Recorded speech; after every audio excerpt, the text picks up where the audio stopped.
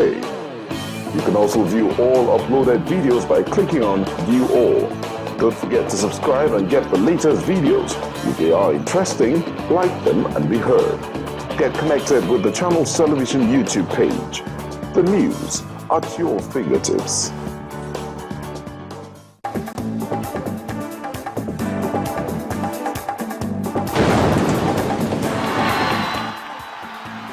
Welcome back. You're also watching The World Today on Channels Television now. Rebel forces in eastern Ukraine are conducting an offensive to recapture the government-held airport in Donetsk. Pro-Russian rebels have tried several times in recent weeks to take the airport, which lies to the northwest of the city, despite an official truce. The ceasefire was called on the 5th of September, but on Wednesday, that's just yesterday, 4 people were killed by a shell which landed on a bus or in a school in Donetsk, and 6 died when it was hit.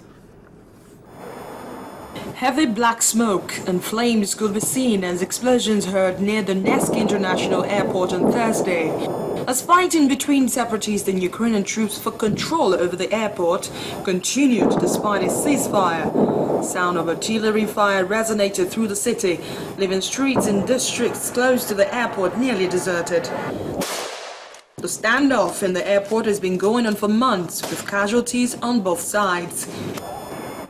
Meanwhile, a day after at least 10 people were killed and dozens wounded when shells fell on a school playground, students started the new school year, delayed for a month due to the continuous fighting. On the other side of the city, although having heard the sounds of shelling, some students had limited awareness of what is happening.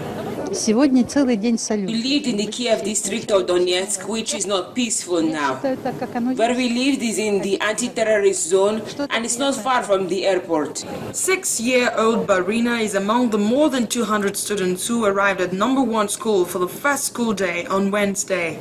Her entire family accompanied her to school. The window of the room which my granddaughter lives not long ago was broken by shells last night, and the shells fell into our neighbor's house. We can't live in that area anymore, so we have to come to a school over here. Barina should have gone to number 170 school near her home, but the school was destroyed a month ago during conflict between the Ukrainian army and the armed opposition forces. The family then moved to a rented house in the city center and sent Barina to number 1 school.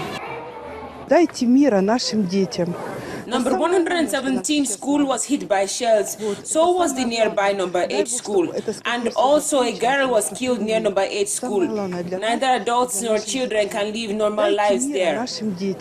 Some people fled to other countries, and some found temporary shelter elsewhere, just like us, because we really can't live there anymore. Ukraine's army and the armed opposition forces have been fighting for control of the Donetsk International Airport for months. And despite a truce agreed upon by the two sides weeks ago, battles have intensified during the past week. Now, after 2 days of revelations which showed lapses on the part of the Secret Service in protecting the President of the United States, that's President Barack Obama, the head of the U.S. Secret Service has resigned. Julia Pearson offered her resignation to the Secretary of the Department of Homeland Security yesterday. A day earlier, she faced angry questions in Congress about a major breach of White House security. Omar Gonzalez, who decided to get adventurous on the White House, has now been ordered to undergo a mental competency review as he is said to be suffering from post-traumatic stress disorder, but defense lawyers oppose the evaluation. Do you solemnly swear or affirm? Gonzalez's lawyer, David Boss, said his client was mentally competent and did not need an evaluation. He has become increasingly confident in his client's competency. Gonzalez was captured inside the White House on September the 19th with a knife after he jumped the fence at the presidential mansion, burst through the front door, and ran about 130 feet into the East Room, used for events and reception. No individual should be allowed to scale the fence of the White House. He was charged with unlawful entry while carrying a weapon. A federal grand jury indicted him on Tuesday, September the 30th, on that federal offense, along with District of Columbia charges of carrying a dangerous weapon outside a home or business and unlawful possession of ammunition. As if that wasn't bad enough, it was also revealed that President Barack Obama shared a lift with an armed man. Both are a clear breach of the Secret Service protocol, and the White House was flooded with calls for the resignation of the head of the Secret Service. Those calls were certainly heard as U.S. Secret Service Director Julia Pearson resigned under fire after the security lapses came to light. Good afternoon, everybody. White House spokesman Josh Earnest said Obama had called Pearson to express his appreciation to her for her long years of service. Well, Director Pearson offered her resignation today because she believed that it was in the best interest of the agency to which she has dedicated her career. The Secretary agreed with that assessment. The President did as well. Over the last several days, we've seen recent and accumulating reports raising questions about the performance of the agency, and the President concluded that new leadership of that agency was required. Pearson had testified on Capitol Hill on Tuesday, September the 30th, telling members of Congress that she accepted full responsibility for the recent breaches in security. It's clear that our security plan was not properly executed. This is unacceptable, and I take full responsibility, and I will make sure that it does not happen again. Ernest referenced her testimony during the briefing, calling the questions from Congress difficult, while praising her for holding herself accountable. Now, for more on the resignation of the head of the Secret Service, I'm being joined live via telephone by the Voice of America's Aru Pandey, who is the White House correspondent.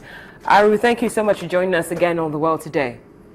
Now, how does the public feel about the resignation of Julia Pearson? Well, I think people I think a lot of people are wondering what took so long. In the White House every day, the spokesman was asked, does the president still have confidence in the director? Does the president still have confidence in the Secret Service? And every day since that incident, the September 19th incident, the spokesman Josh Earnest has come out and said President Obama has full confidence in the Secret Service and full confidence in Director Pearson's ability. And I think what changed was not just this blatant incident of fence jumping and this man being able to get inside the White House.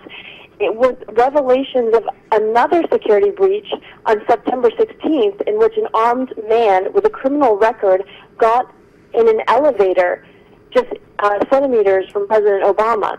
And President Obama didn't even learn about this until this report was publicized, just before it was publicized. So it's not just the security breaches, but it's the lack of communication and just the lack of review of what's been going on there. Now, speaking of communication, do you think, with praising the officers for restraining the intruder when he gained access to the White House, that was a statement made by Julia Pearson, instead of actually condemning the fact that he gained access to begin with, do you think that statement probably led to even more calls for her resignation? Well, absolutely. I mean, the fact that, she did say that, we accept responsibility, but I think every single lawmaker who was questioning her was just floored by just her response to the fact that, well, we didn't want to unleash the dogs because what if the dogs had attacked a fellow officer? And the alarm, which should be on right near the front door, was muted because of complaints of noise. So it wasn't just that there was a security breach and this man was able to come in, but he breached 5 layers of security, so 5 rings, and it was a systematic failure, and I guess her lack of, being forthcoming. And again, I point to the September 16th incident in Atlanta. This came to light just hours after she testified before lawmakers, and the president didn't even learn about this. This man with a criminal record and who was armed was on an elevator with him on September 16th, and the president didn't even learn about it until this week. So I think that was what the turning point was. The fact that the president isn't even being briefed on these security breaches, and that the Secret Service has not been forthcoming in information. Now, finally, Aaron, quickly, if you can, because we're almost running out of time, and I really want to hear what you have to say. Besides the resignation of Julia Pearson, are there any measures that are being put in place to ensure that such incidents don't repeat themselves in future? Well, first of all, really quickly, the Homeland Security Secretary has opened a full investigation. A panel is reviewing security and looking into what can be done. There's an interim director. And obviously, immediately after the incident, there were extra officers, extra patrols. A small lower fence was put out, a barrier outside the permanent White House fence. So there have been some security measures since that September 19th incident, and of course they are continuing to investigate and have ordered a full investigation into how these breaches could have happened. Thank you so much. We appreciate your time. I've been speaking to the Voice of America's White House correspondent, Aru Pandey. She's been telling us more about the resignation of the Secret Service head. Thank you very much for your time. Now we're going to be talking to our Foreign Affairs correspondent, Amarachi Ubani, who is also in the United States, concerning the Ebola virus disease in the United States. Amarachi, it's lovely to have you joining us on The World Today. Now, yesterday we were chatting and thinking, there wasn't really a cause for alarm, but now we've heard that as many as 100 people are being checked. What's the mood now? Here in Washington, there's still no worry. Concerning the Ebola virus disease, it's just been one case, and then 100 that you mentioned are all contacts that the primary in the index case, so in this case, has had contact with. They're trying to locate people who were on the same flight with him, and then people who were, also. There's also another scare in Texas. I understand that the young man came home, had contact with, I think, his... and they also had contact with children in their own schools. So there's just a general scare of, what could happen if you have the Ebola virus disease. Well, Marchi, we can hear you, but we can't really see you that well. But if you can hear us, what do you think the United States has in order to what is being used to treat this man who is who is caught the virus and is now in the United States? Is he being treated by an experimental drug, or do you have any information concerning how he's being treated right now? For now, the U.S. is trying a number of vaccines. The most popular, of course, being ZMapp, but attributed to ZMapp. Even for the other cases that were brought to the U.S., the two, the doctor and the aide were a few months ago. They're not quite sure that it was actually ZMapp that cured them. It could be a number of factors. So they're trying a plan and no particular strategy in place to curing this man. But I guess the same thing that Nigeria did. That's to see how it goes. Yes, sorry, but we have to wrap it up there. But that's all we leave it on The World Today. We've been speaking to our Foreign Affairs correspondent, and we apologize for the audio and also visual issues that we were having, but we'll try to reconnect with her later on. Thank you so much for watching. I'm Cynthia Are.